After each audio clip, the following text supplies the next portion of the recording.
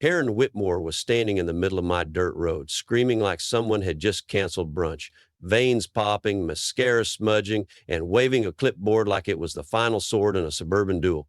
"This toll booth is domestic terrorism," she howled, while her Gucci bag swung like a weaponized purse of judgment. Meanwhile, my goats just watched, chewing hay like it was popcorn. That's when I realized I wasn't dealing with an HOA president. I was dealing with a pastel-colored revolution. Some folks collect stamps. I collect goats. Well, not officially. Most of them kind of wandered onto my land and never left, like furry squatters with zero respect for boundaries. My name's Ethan Grady, 37, ex-software engineer turned full-time off-grid lunatic. My mom's words, not mine. 2 years ago, I cashed out of the tech world, bought a scrappy 20-acre plot outside Wimberley, Texas, and declared war on HOA culture by living in peace. The land came with a crumbling farmhouse, a barn that leaned like it was trying to escape taxes, and a road that had existed longer than the HOA's bylaws had been laminated. I didn't come here for drama. I came for dirt, chickens, and the smug satisfaction of knowing my vegetables were smarter than most app developers. It didn't take long before I tricked out the place with enough DIY gadgets to make a NASA engineer cry. I rigged up a chicken coop door that opened at sunrise and shut tight at sundown, complete with predator sensors and a backup power source fueled by the sun and spite. My goats wore motion trackers that pinged my phone when they wandered too far or looked suspiciously like they were planning an escape. The irrigation system, pure magic. Using real-time soil data and weather forecasts, it watered my tomatoes more thoughtfully than most men text their dates back. On weekends, local families dropped by for fresh eggs, organic lettuce, and occasionally life advice they never asked for. It was peaceful, productive, and precisely the kind of freedom I had traded my old life for. That is, until the envelope arrived. I found it wedged awkwardly in my rusty mailbox like it was ashamed to be there. Glossy logo, gold-trimmed edges, the kind of envelope that screamed something pretentious and probably expensive inside. It was from the Golden Glades Homeowners Association, and the return address wasn't even on my side of the county line.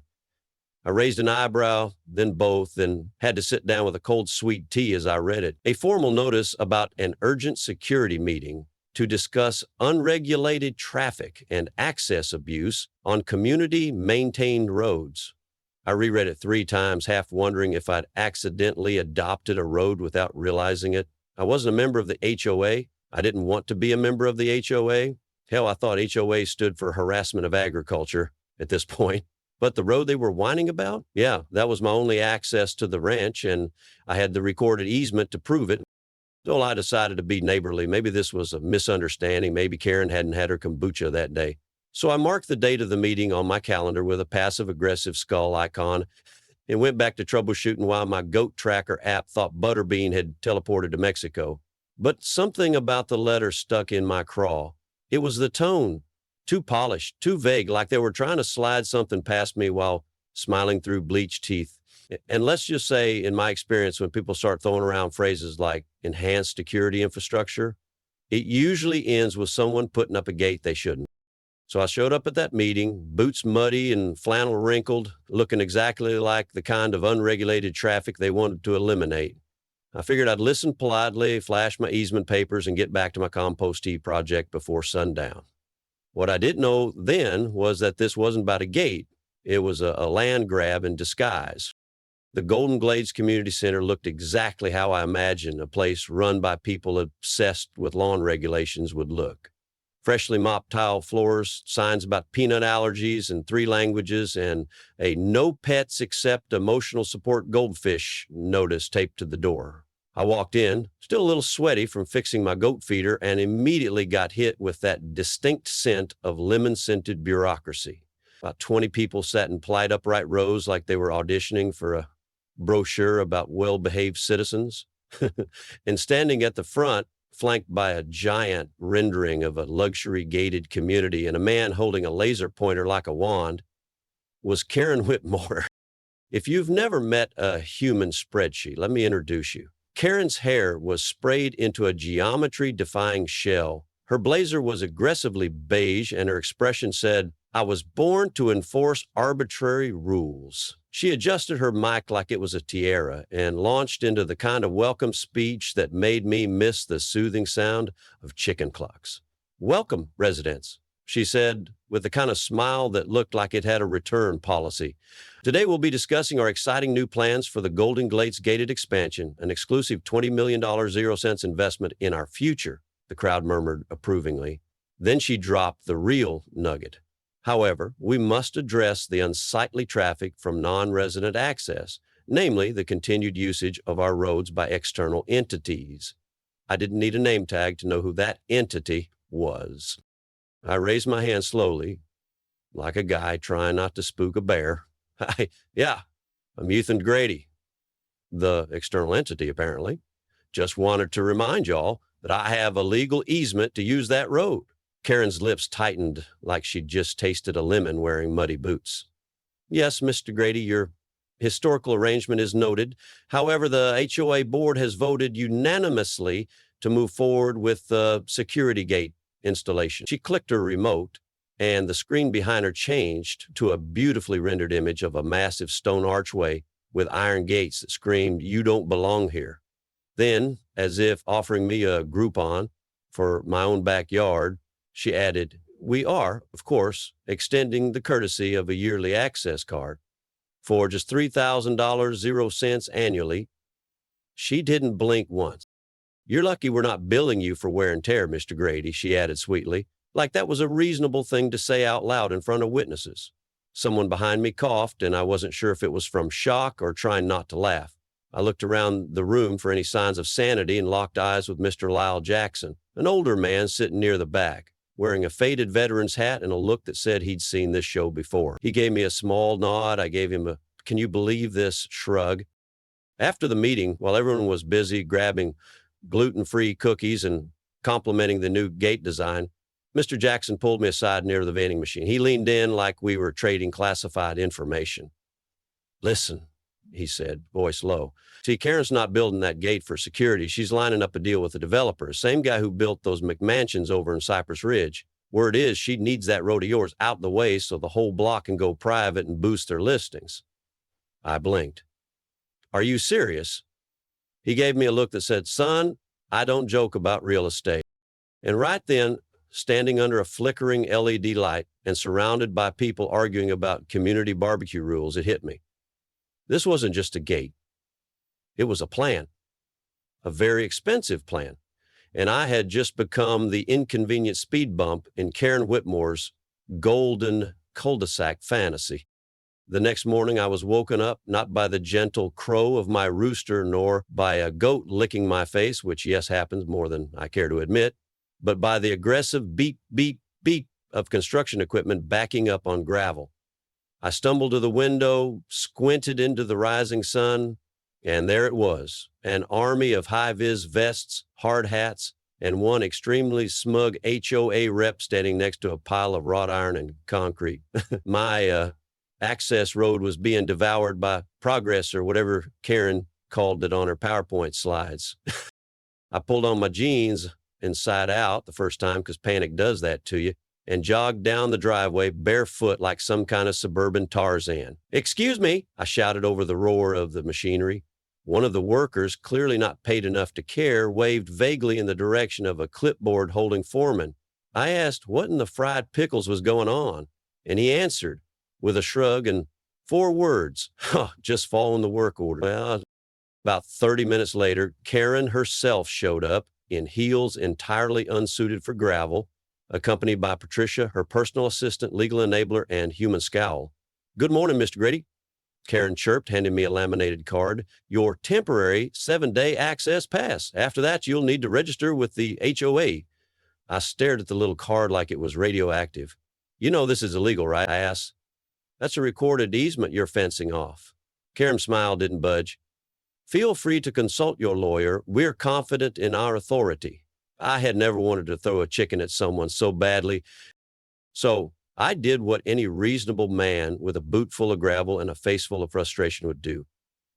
I called my old college friend, Marbel Khan, a land use attorney who once beat a developer in court using nothing but zoning laws and a color-coded spreadsheet.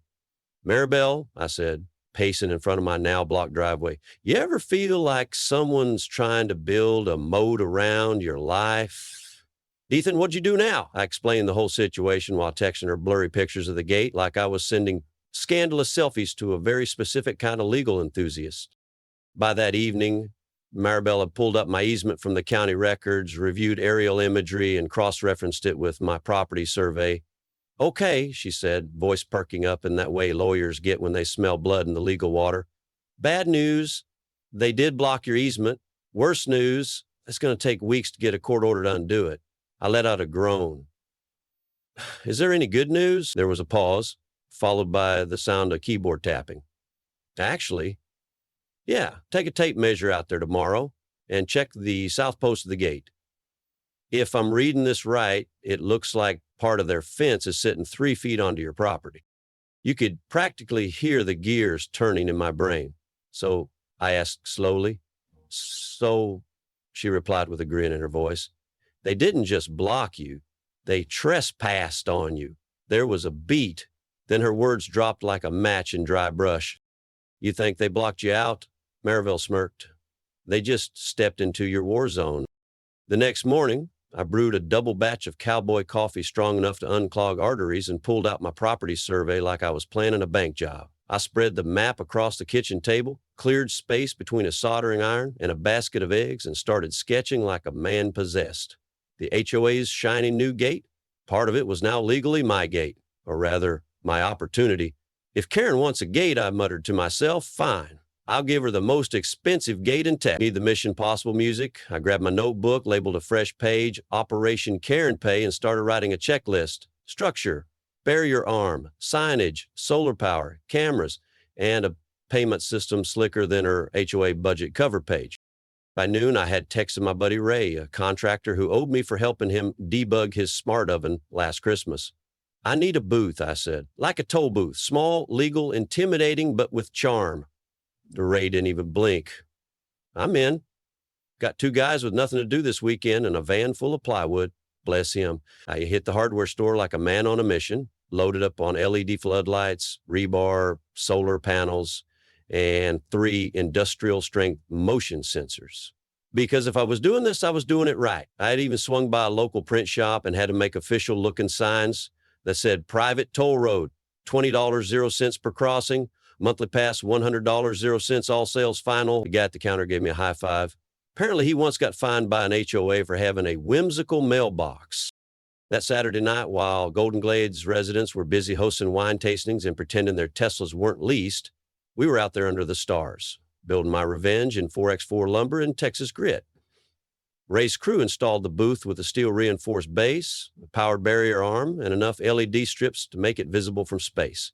I rigged up a Raspberry Pi payment system that accepted Apple Pay, Venmo, and even cash if people were feeling nostalgic. A little security cam above the booth uploaded every interaction to cloud storage in real time. We topped it all off with a QR code menu taped to the front and a laminated property survey posted right below, just in case someone got ideas about calling it illegal. By sunrise Sunday, it was fully operational. I stood there in my flannel and sunglasses, sipping coffee, watching the first car approach.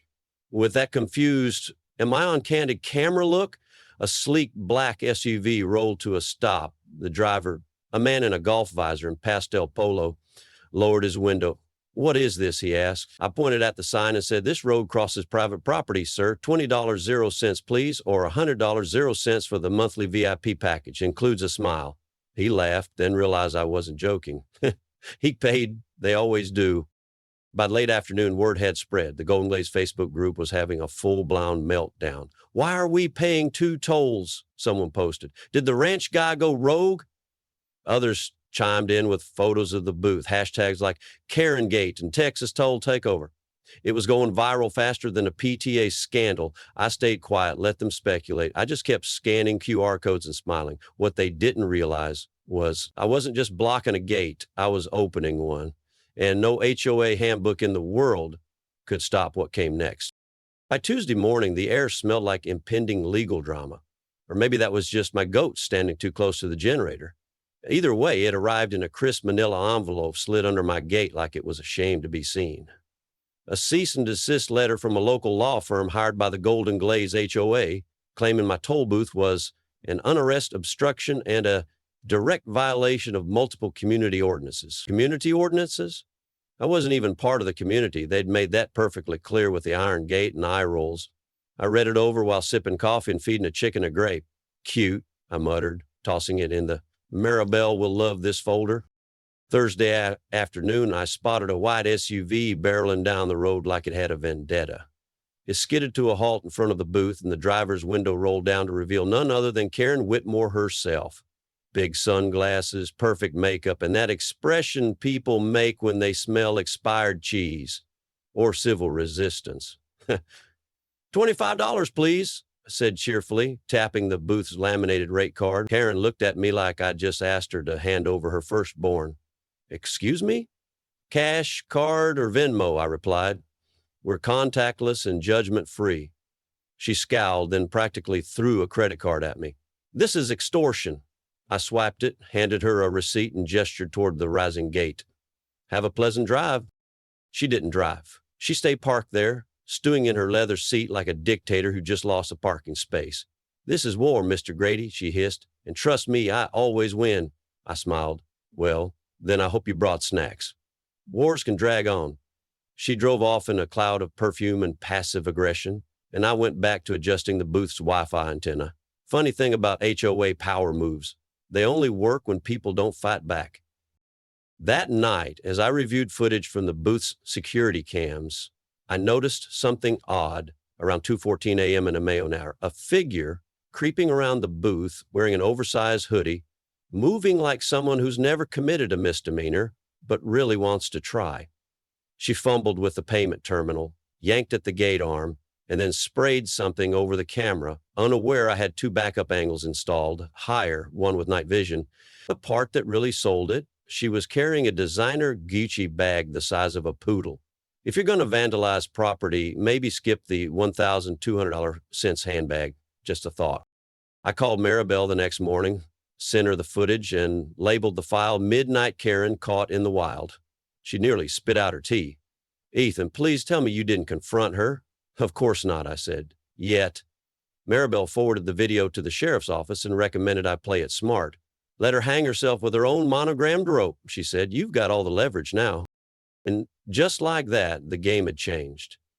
She thought she was playing checkers. I'd been laying down chess moves since the day they poured concrete. What Karen didn't realize was, in trying to trap me, she'd stepped right into her own spotlight, caught red hand in full HD, and apparently wearing Chanel No. 5. By Friday morning, the footage of Midnight Karen, complete with hoodie, Gucci bag, and terrible stealth technique, was safely backed up in 3 cloud drives, 2 USB sticks, and for good measure, on a DVD labeled Exhibit A, How Not to Crime. Maribel had given me the green light to share it, so I did what any reasonable man with Wi-Fi and righteous fury would do. I posted it online. The caption read, when your HOA president moonlights as a gate vandal, but forgets security cameras are a thing. I didn't expect much, maybe a few chuckles, a snarky comment from my cousin Jake in Oklahoma. What I got was a full-blown internet wildfire. Within hours, the video had racked up thousands of views. HOA horror groups started resharing it. People commented things like, this is the content I live for, and tag a Karen who would do this. Someone even auto-tuned her voice saying, this is war, Mr. Grady, and remixed it into a surprisingly catchy trap beat.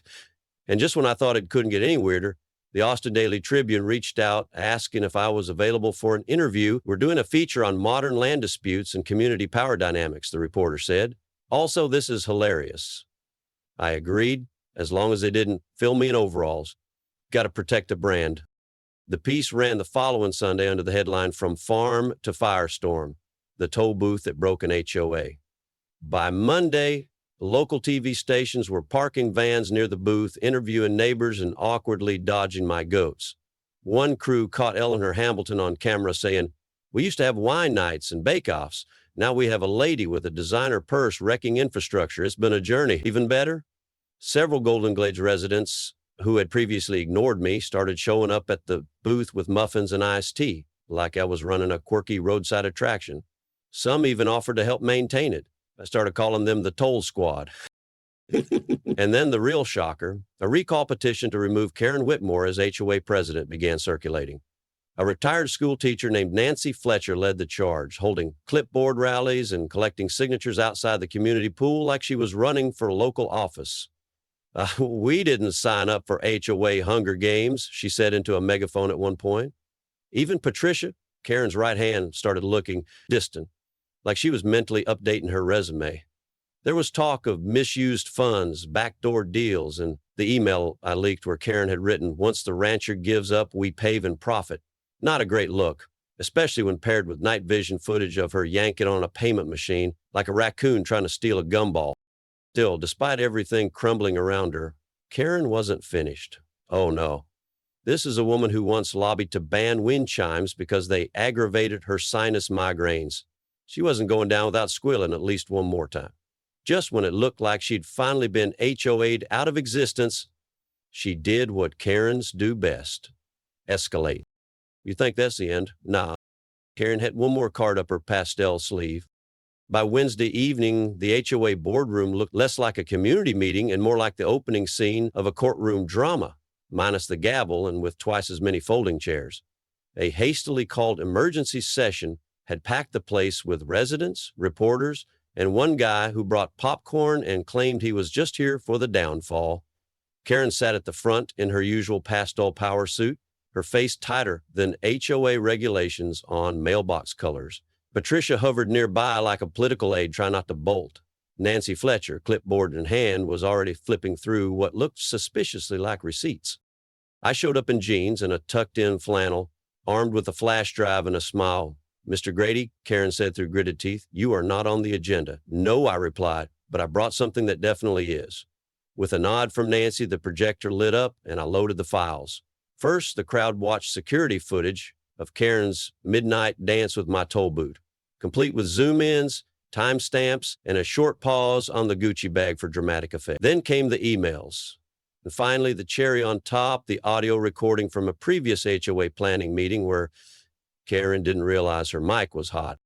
"Once that bumpkin sells," she said in a voice as crisp as her salad order, "this whole area jumps 30% in value." The room went dead silent, then gasps, then chaos. Karen stood up, clearly flustered. "That quote was taken out of context," she said, eyes darting like she was looking for the nearest escape hatch. "I was hypothetically speaking about potential market fluctuations." Patricia didn't even try to defend her. Instead, she quietly walked out of the room, clutching her iPad like a shield. A man in the back yelled, "So we're bumpkins now?" Another added, "I've been paying double tolls and you're flipping property behind our back." And just like that, the house of pastel-colored cards began to tumble. Nancy stepped forward with surprising steel in her voice. "We have reason to believe Miss Whitmore has been coordinating with Platinum Horizon Developments in exchange for future commissions and preferential listings. That, combined with the recorded statements and unauthorized actions taken against Mr. Grady, constitutes a breach of trust, and possibly the law." Karen tried to object, but it was no use. A vote was called right then and there, and the count was brutal, 43-2. Karen was out, officially removed as HOA president. And worse for her, several residents had already contacted the county DA with the compiled evidence. Investigators were getting involved. 2 days later, the gate came down. I stood at the top of my driveway as a demolition crew rolled in, this time not with smug smiles, but under orders from the new interim board. Nancy handed me a formal letter of apology along with a reimbursement check for the toll booth damages and legal fees. "For what it's worth," she said, "I think we all learned something."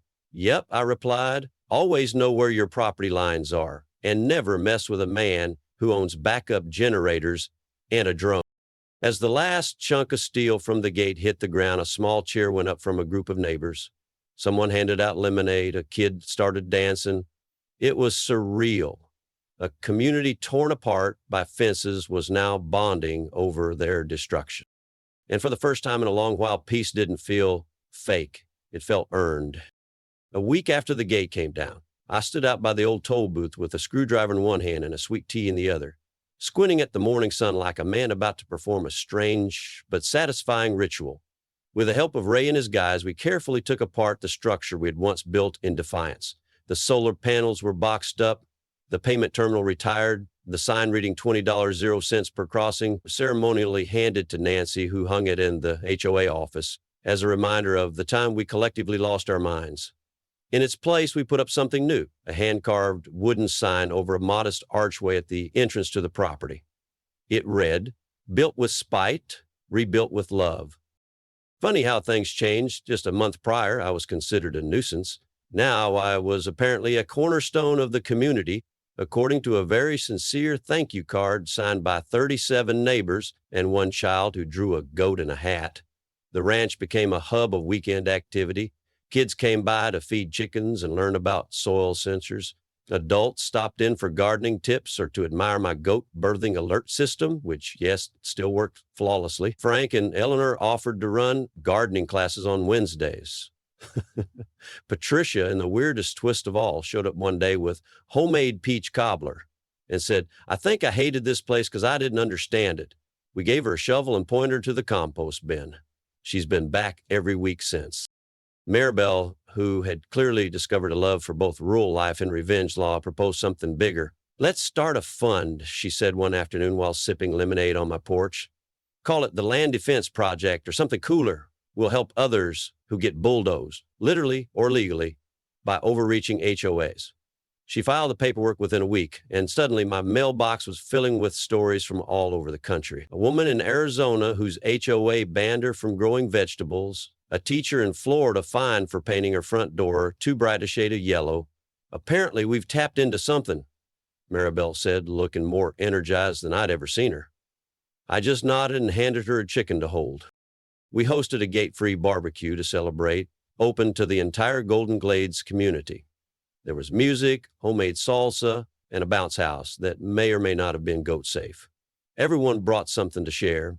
Even the guy who'd once yelled, "Get off our roads," brought ribs and apologized. We laughed, we ate, and at sunset, I gave a short speech that nobody asked for, but everyone stuck around to hear. I said, "We started with fences. Now we have friendships. This land was never meant to divide. It was meant to grow." There were sniffles, possibly from allergies, possibly from emotion.